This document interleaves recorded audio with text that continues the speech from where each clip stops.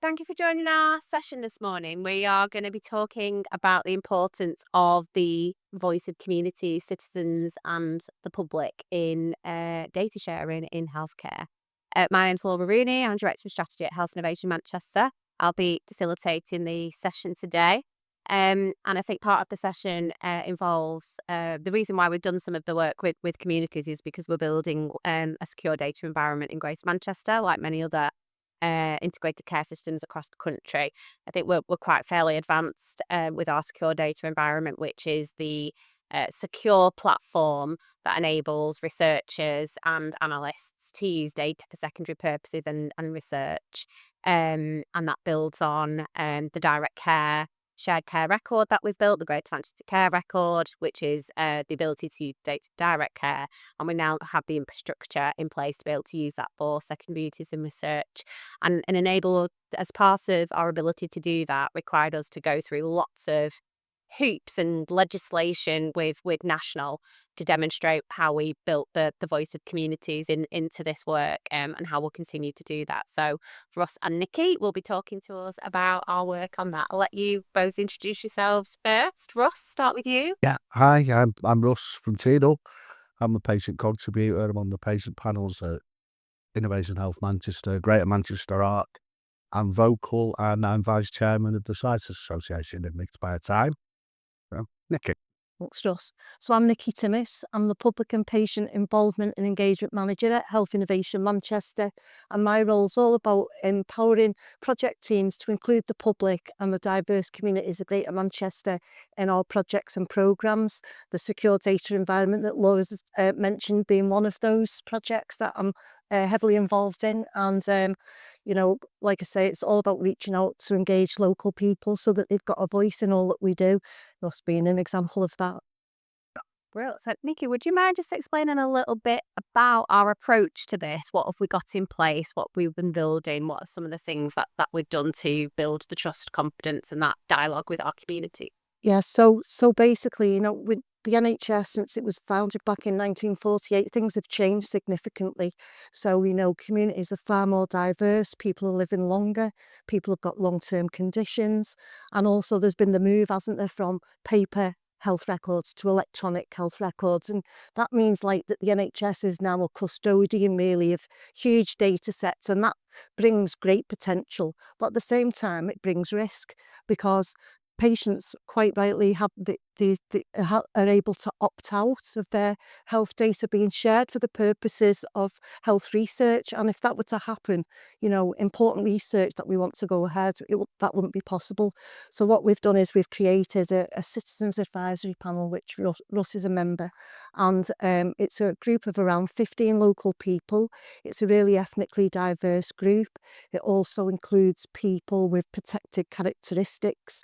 And basically that group is involved in reviewing every application that comes through, every research application that comes through our secure data environment process, and they're fully involved in all the decision making. They are also really involved in strategic decisions about how we might use data in the future. So one of the discussions we've had in our citizens advisory panel, Russ, was around whether or not the secure data environment should also include imaging, and can't say that word. You know what I mean, though, imaging and data from wearables and things like that, and also whether it should in the future include genetic data and what are the ethical questions around, adding this type of health data into the secure data environment. Yeah, it's been really, really interesting. Some of the chats that we've had amongst ourselves, even our WhatsApp group that we have, I've just been mind blowing because when you think about the ethical problems maybe with genetics, because I'm a great advocate of the genetics being taken at birth and being used to predict future illnesses. But the issues with that, taking like a baby's like genetics, getting permission to do it, it's like mind blowing, isn't it? How could you do it? Will it be feasible to do it? But I'm a great advocate, me, in thinking that as much data you can get, the better it is for somebody like me who's lived my life with a long-term condition. Because I want as many doctors as possible to get hold of this data to make my life better. And I think if more people can do that and are happy with their data being used, we can solve so many problems. Yeah. What do you think are some of the things that prevent people from having the same views as you, Russ? Because obviously we work with our panel members a lot, but what we come up against is communities who maybe have not had the benefit of that amount of communication engagement and probably don't have the same level of understanding. Like, what do you think some of the barriers are in communities for being able to sort of understand the use of health data? I think that one of the biggest barriers is things like conspiracy theories. You know, when people are worried that the data is going to be sold to some private health company in the future and they're going to get hold of it and they're going to be excluded from future healthcare and what have you. And I can understand that. It could be a big worry. I mean, we had a discussion when some data went missing from a hospital in London, I think it was. Yeah, it was a biobank cyber Yeah. attack. Yeah. And we had a discussion about that and, you know, what could we do about it? And thankfully, you brought in somebody, one of our experts on computer safety, is it? Cyber safety. So I'm not very technical. And explains to me, to us and the panel, how safe things would be. And that, you know, left us really at ease, you know, and we thought, yeah, that's good, that, because we're speaking on behalf of the people of Manchester, and we want the people of Manchester to know that things are safe. We're not just speaking on behalf of ourselves. Yeah. I should have said before as well, Laura, that, it's important to build and maintain that public trust, because if we don't gain public trust and patients decide to opt out, we won't be able to undertake all the important work that we know will make a difference and help us tackle health inequalities across GN. Yeah, wouldn't mind. Russ, would you mind just sharing a little bit more about how sharing your own data has helped you with some of your own um, uh, progress with your own health journey? So, you've got some fantastic stories about that. And maybe mention your wearable. Oh, yeah. Yeah. Well, I'm part of quite a few data sets, one being a study called Bad Beer, which is the British Association of Dermatology, Biological and Immunology Register. I think. Some old foot. Yeah, well done, the whole staff for remembering that. Yeah, it's something like that. And it's people like me. I take a drug called a biologic, and I'm injected with it every month. And my results from taking these injections go into this big data set in London. And all the results from that are used by doctors to study future biologics of which works best. And they all work by, I think, around, if you remember COVID, there was always talk about T cells. T cells were this big thing. These drugs work around T cells. And interleukin, IL-23s, IL-17s. And by using this massive data set, my professor and the doctors underneath him can all do like loads of research into which is the best. And currently, the biologic that I'm on, which is my 9th different one, is the best one I've ever taken. And that's only because of the research that has been done over the years and because of me like saying, yeah, I'm happy for my data to be used. That's how important it is. And I think hopefully you see we don't shy away from difficult, complex issues in the conversations we have. They're not superficial tick box conversations we have in the public panel. They wouldn't let us anyway, would they? We wouldn't get away with that. They all get away with asking the difficult questions as well, don't they? But what we do is we ask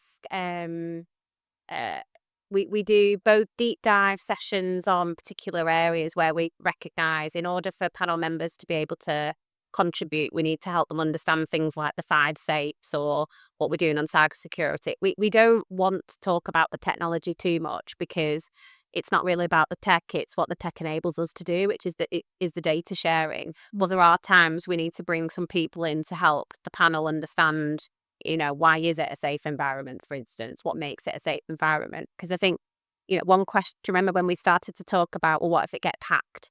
For instance, and what if the data is sold on the dark web and stuff like that? So we go, okay, let's bring some people in to have a proper deep conversation about that. And it's fascinating when you start to say, well, all of this information shared for direct care already, what makes you think that couldn't get hacked, but the secure environment can? It's already there. What we're doing is securing the information. It's already identified. You can't identify who people are. So if anything, it's probably more secure because you can't even identify who these people are anyway. When you help people unpack that and understand how it's safe and secure, it seems to have blocked some of the issues. What do you think about some of that? How to educate people about what it is and what it isn't? Yeah, yeah, absolutely. When I think about it, because I'm not very techy, and I think about the things that I've been told and how it's been explained, I get it. Even though I don't understand how it works, I get what it's trying to achieve. And that makes me feel confident and happy enough for it to be used in the manner that it is being used. And I don't have to know how to turn on the computer. I don't have to know how to use a mobile phone, but I can know that my data is being used to benefit me and others like me in the future. And that I'm massively in favour of. I think one of the other barriers, like Russ mentioned, the role of misinformation. And I think another one is a lot of patients might be fearful that the NHS is going to be privatised in the future. So when we talk about health data and working with commercial companies, the NHS, which we've had a discussion about this in our Citizens Advisory Panel, haven't we? Often the public don't realise that the NHS is already working with industry partners on a regular basis. I think you explained to the group that scanning machines are not owned by hospitals. You don't have a bricklayer living in your house. You bring one in when you need one. And it's the same with the NHS is no different. Yeah, I think, and we'll definitely, if anyone's got any questions from the floor, we'll bring people in a minute. But yeah, we talked about collaboration with industry quite a bit, haven't we? Yeah. Be that health tech, digital health companies, right through to global pharmaceutical companies, and it sounds a bit scary at first, doesn't it? When we start talking to people, when you break it down of what it's really about, innovation comes from industry just as much as it, if not more, from the health service itself. So to discover the new medicines and solutions of the future, we need to work in collaboration with industry, and you've seen that firsthand in some of your journey, Russ, haven't you? Absolutely. Yeah. Because obviously my drugs are made by pharmaceutical companies. So my prof, in conjunction with the pharmaceutical company, used a bad beer registry to check out this new drug that's come out that I'm now on. And he took it worldwide, did loads of studies on it, researched it and everything.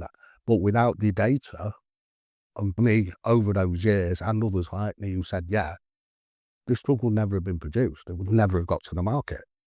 And without that, I probably wouldn't be sat here today. I'd probably be at home, like in bed, feeling poorly, not very well. Or in hospital. Or in hospital, Yeah. and I'm able to come out and do this because of me sharing my data. Yeah. That's how important it is. Yeah. Life-changing for you, Yeah. isn't it? Absolutely. I think there's a lack of awareness as well out there in the general public about, the NHS has always undertaken health research from the outset, but this is about making it more secure, so it can happen in literally what it says on the tin, in a secure environment. And I think that's a big task because it's quite a complicated thing to explain. And the communities are not homogenous, are they? They're diverse. There's people where English isn't a first language. It's a complicated picture. So it's how we do that I think is going to be a challenge. And it might not be our role to do all of that either, but we might start the ball rolling. Yeah. And obviously we have the public panel, which is one thing, but it's not the only thing we do. So all these problems aren't solved by just having a regular public panel with 15 people. I wonder, Nicky, if you could just give a example of what we've done on the Innovation Accelerator to bring people in on that. Yeah, well, we've used health data to help guide some of the public involvement and engagement we've done, but we've not relied solely on the health data because we know that there's gaps in data. People in the poorest health who are not accessing services, they won't appear in the data. And then also data can sometimes be misleading. So, for example, in Greater Manchester, we know we've got one of the biggest Chinese communities in the UK. And if you look at the data, it looks like not many Chinese people are living with long-term conditions, but that's because we've got a high number of those people from Chinese backgrounds as students. So they're of a younger age. So if you just went off the data, you could be fooled into thinking that, with the that most people from Chinese backgrounds are in good health, but it won't tell you the health of the older people. So we've been doing a lot of work where we reach out into communities based on some of these known unknowns, if you like, to engage directly with local people to understand what the barriers and enablers are to healthcare, early detection and screening. And we found out like quite a lot of insights, and we've used these to create some assets and some personas to help inform work. I can see the sign at the back that we've got 5 minutes left. Okay, thanks, Ru. We're going to open up a few questions, and then we've got brilliant poem from Ross that is going to share with us to close the session. Go to the chap at the back. Thank you. And I'm just really interested to know, obviously you spoke about how we're the community group, you're getting great engagement and insight and also education and correcting sort of misconceptions when they exist. How can that be effectively scaled out of or raw meal? As an example, we know through the COVID pandemic that they were part of resistance to vaccines on the basis of, Mr. Kuru and work trying to defund. So how are you attempting to do that? I think what we've just had a review actually by an external company called Newmarket, and they reviewed all the public involvement engagement, and I was interviewed as part of that process, and they asked me what we could do to improve, and raising awareness more widely was one of the things that I mentioned. And through this work we've been doing on the accelerator, what I've learned and what we've learned is that, in certain communities there's like different places that people get their trusted information from. There's trusted sources, the voluntary sector being one of them. And I think we need to utilise our connections in community settings, upskill them so that they can disseminate that information into communities on our behalf. So it's coming from trusted sources. So for example, on this accelerator, we found out that the Jewish community, if the Orthodox Jewish community, if leaflets are put through the door, they'll just go straight in the bin.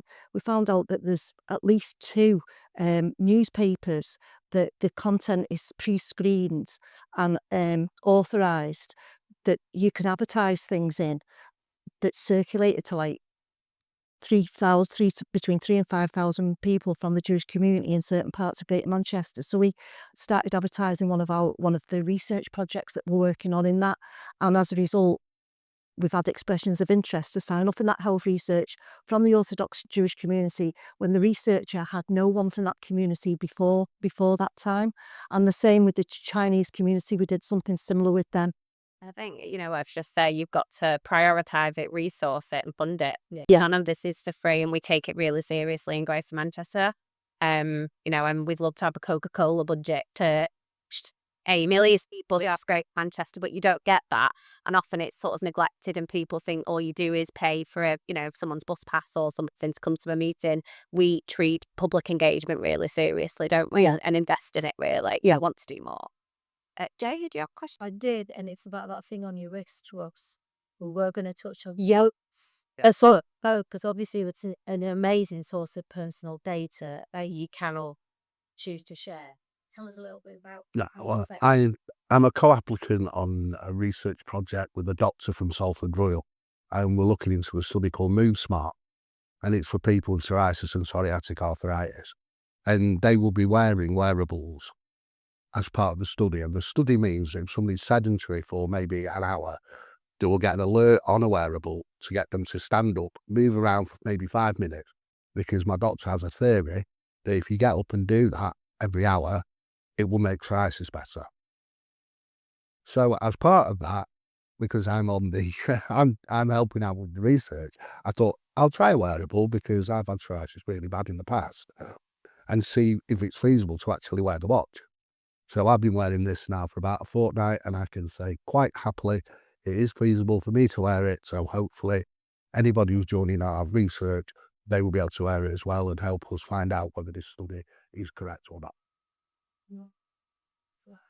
Well, it's got steps on it, and I'm like, I can do a few more. I can do a few more. Ross, I think you've done a few steps today Yeah, I've done because we couldn't find the room. 2,528 today. There you go, that's a lot. Wouldn't know that. Wow. No. And my heartbeat's only 90. Oh no, got 80 in my guys have got. Ross, would you mind closing off with your poem? Absolutely, yeah. This is a poem I wrote from public patient perspective, so I hope you enjoy it. Now, what have I done? Has it been fun? Is it rewarding? Or has it been boring? Was I heard? Were they listening? Did I make a difference? Cement my position? Talking truth to power? Disregarding deference? Growing in confidence? Gaining experience? Using my story? Sharing my thoughts? Explaining ideas? Opening doors? Meeting researchers? Hearing from others? Our patient panel, our sisters and brothers. We gain new skills, meet new friends. I've talked about medicines and making amends. I've worked on the jigsaw, polypharmacy too. I'm a co-applicant on a nursing review. Spoke at meetings, talked at events, chatted with our young group, what has it meant. I'm still achieving, a part of a team, enjoying the company, growing in esteem. PPIE is a wonderful thing. Patient voices are heard like birds in the spring. All that we ask is to be heard. Our honesty is our word. We have so much to offer. We've lived our lives. We have overcome the worry and strife. Talk to us, we understand. When life is hard, our heads are in the sand. But we are the experts because of experience. Let us help you in your deliverance. Include the public every chance you have. Don't look down on us or think we are daft. Let the public guide your path to dissemination from first draft. I've lived my condition for nearly 50 years, yet I am still here despite my tears. Contributing is good for the soul. I'm giving back in my public role.